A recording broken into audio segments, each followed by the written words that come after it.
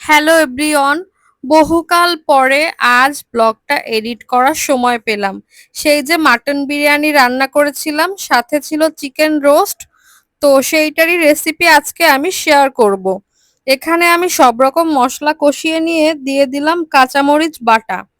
এখন আমি দিয়ে দিব কাজু বাদাম, পোস্ত বাদাম আর চারমগজ বাটা। একটুখানি জলে গুলে দেব, না হলে মশলাটা পুড়ে যেতে পারে। আর ওই যে দিয়েছি পেঁয়াজ, রসুন, আদা, জিরে, ধনে, এগুলো আমি তেলের উপর কষিয়ে নিয়েছিলাম।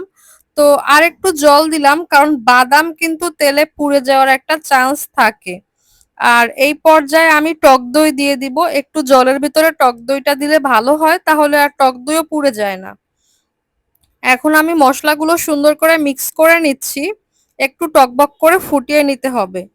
এবার টকবক করে ফুটে গেছে, এখন আমি আগে থেকে ভেজে রাখা সোনালী মুরগি দিয়ে দিব। আমরা 4 জন মানুষ, তাই 4 পিসই নিয়েছিলাম। এটা একটুখানি ভেজে নিয়েছি। অনেকে না ভেজে রোস্ট রান্না করে, বাট আমার কাছে না ভাজলে একদমই মজা লাগে না। তাই আমি একটুখানি ভেজে এখন আমি রোস্টটা ভিতরে দিয়ে দিলাম মশলার ভেতরে। মশলাটাও জাল হবে, আর রোস্টের চিকেনটা একটুখানি বড় ছিল, বড় মুরগি ছিল এটা, তাই সেদ্ধ হতে সময়ও লাগবে। এখন আমি রাঁধুনি রোস্টের মশলাটা দিয়ে দিলাম। আরো একটু জল দিলাম, কারণ ওই যে মাংসটা সফট না হলে কিন্তু রোস্ট মজা হবে না। আর এখন আমি গরুর দুধ দিয়ে দিচ্ছি। আর এই পর্যায়ে দিচ্ছি ডানো গুঁড়া মিল্ক। এই দুইটা মিল্কই দিতে হয়, তাহলে আমার কাছে বেশি মজা লাগে। আসলে আমি যেভাবে রান্না করি আমি সেভাবেই রেসিপিটা দেখাচ্ছি, আমি কিন্তু কাউকে ফলো করে করিনি। আমি যেভাবে বাড়িতে করি সেভাবেই করছি। এখন আমি হালকা একটু টমেটো সস দিয়ে দিলাম টক মিষ্টি ফ্লেভারের জন্য। রোস্টের ভেতরে চাইলে কিন্তু হালকা চিনি অ্যাড করা যায়, আর আমার পেঁয়াজ বেরেস্তার ভেতরে চিনি অ্যাড করা ছিল, তাই আমি আলাদা করে চিনি আর দিলাম না। এখন আমি রোস্টটা হয়ে গেলে নামিয়ে নিব, সেদ্ধ হয়ে গেলে আর কি। আর ওপর দিয়ে আমি কাজু বাদাম, কিশমিশ আর আমন্ড বাদাম কুচি করে সাজিয়ে নিয়েছি। এই আমার রোস্টের লুক ছিল। আর দেখে বলো তো কেমন হয়েছে রোস্টটা। আর এখন আমি সেই মাটন বিরিয়ানিটা করব, সেজন্য পেঁয়াজ, রসুন, আদা, জিরা, ধনের উপরে মাটনটা দিয়ে একটুখানি কষিয়ে নিচ্ছি। আমি আসলে মাটনটা একটু কষিয়ে আগে সিদ্ধ করে নেই, এখন আমি টক দই দিয়ে দিলাম। তাহলে কি হয়, আমার ওই ভয়টা থাকে না যে আমার বিরিয়ানিতে মাটনটা সিদ্ধ হলো কিনা। আসলে নতুন রাঁধুনি তো, এই জন্য। এখন আমি লবণ দিয়ে নিলাম। তাই এবার আমি টমেটো সস দিয়ে নিচ্ছি, সেজন্য মাটনটা একটু আমি সিদ্ধ করেই নেই জলে। অনেকে সম্পূর্ণ দম বিরিয়ানি রান্না করতে পারে মাপ মেজারমেন্ট অনুযায়ী। ওইটা আসলে আমি ট্রাই করি, কিন্তু বাসায় গেস্ট থাকলে আর রিস্ক নেই না। এখন আমি সানরাইজের গুঁড়া, লাল মরিচের গুঁড়াটা দিয়ে দিলাম, কাশ্মীরি রেড মির্চি এটা। এখন মাংসটা একটুখানি জল দিয়ে আমি একটুখানি সিদ্ধ করে নেব। তো সিদ্ধ করে যখন তেলটা কষানো হয়ে যাবে, তেলটা উপরে ভেসে উঠবে, এই পর্যায়ে আমি পেঁয়াজ বেরেস্তা দিয়ে দিলাম। আমার মাটনটা কিন্তু সেদ্ধ হয়ে গেছে, আমার আর ভয় নেই। এবার আমি ঝিরিঝিরি বাসমতি রাইস, যেটা আমি 60% সেদ্ধ করে নিয়েছিলাম জলে, জলটা ছেঁকে এখন আমি ওই রাইসটা দিয়ে দিচ্ছি। রাইসটাও আমার সেদ্ধ করাই থাকলো, তাহলে আমার আর টেনশন হবে না যে বিরিয়ানির কি অবস্থা, চাল ডাল মানে চাল আর মাংস নিয়ে সেদ্ধ হওয়ার টেনশনটা থাকবে না। এখন আমি কিশমিশ, পেঁয়াজ বেরেস্তা, এবার আমি কাজু বাদাম কিছুটা দিয়ে নিচ্ছি। আসলে যে যত বাদাম অ্যাড করবে তত বেশি সুন্দর হবে। আর কাঁচা মরিচটা দিচ্ছি ফ্লেভারটা অ্যাড করার জন্য, যেহেতু ভাতে তো সেভাবে ঝালের কোনো ফ্লেভার থাকলো না, সেজন্য।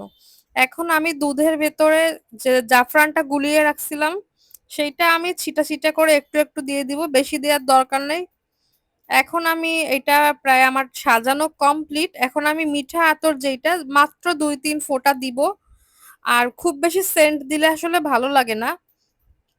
আর ঘিটা আমি নামানোর পরেই দিব। এইটা যখন নামাবো, এই পর্যায়ে আমি ঘিটা দিয়েছিলাম, সেটা দেখাতে আর মনে নেই। এখন দম দিয়ে রাখছিলাম প্রায় 15 মিনিট। বিরিয়ানিটা কিন্তু আমার একদমই ঝরঝরে হয়ে গিয়েছে। এখন আমি প্লেটে বেড়ে নিচ্ছি, দেখতেই পাচ্ছ বিরিয়ানিটা কতটা ঝরঝরে হয়েছে।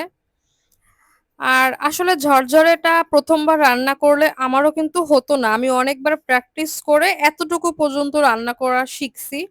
হয়তো ভবিষ্যতে আরেকটু ভালো করতে পারবো প্র্যাকটিসটা চালিয়ে গেলে। তো রান্না করাটা আসলে পুরোটাই প্র্যাকটিস। আগে তো মোটেই পারতাম না, এখনো এইটুকু পারি। সেইটাই আসলে ব্লগে সবার সবার কাছে শেয়ার করছি।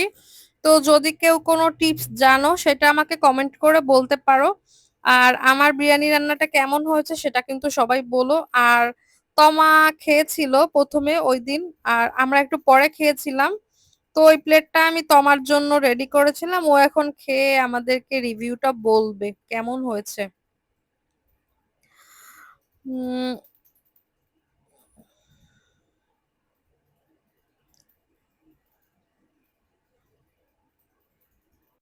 আর ঐদিন আসলে আমার হাসব্যান্ডের বার্থডে ছিল। তো সেইজন্য আমরা একটু ভালো, ভালো রান্না করেছিলাম। কেক কেটেছিলাম।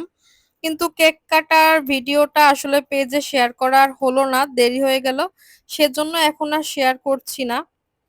তো ওইজন্য আমরা রাতের বেলা আয়োজন করেছিলাম বিরিয়ানি চিকেন রোস্টের। আর দুপুরে আমরা আসলে ব্যস্ত ছিলাম, কিছুই করতে পারিনি। আর রাতেই করেছিলাম, সেইদিন রাতে খেয়ে-দেয়ে ঘুমিয়ে পড়েছিলাম। তো সবাই আমাকে জানিও আমার ভিডিওটা কেমন হয়েছে। আর আমার ব্লগ যদি তোমরা দেখতে চাও সেটাও আমাকে জানিও। তো ব্লগটা আর বেশি বড় করব না, আমি এখন ব্লগটা শেষ করে দিব। তো সবাই ভালো থেকো। আর সবাই আমার পেজের সাথেই থেকো। আমার পেজটা যারা যারা লাইক বা ফলো করনি তারা কিন্তু অবশ্যই আমার পেজে একটা করে লাইক আর ফলো দিয়ে দিও। তো টাটা সবাইকে, সবাই ভালো থেকো।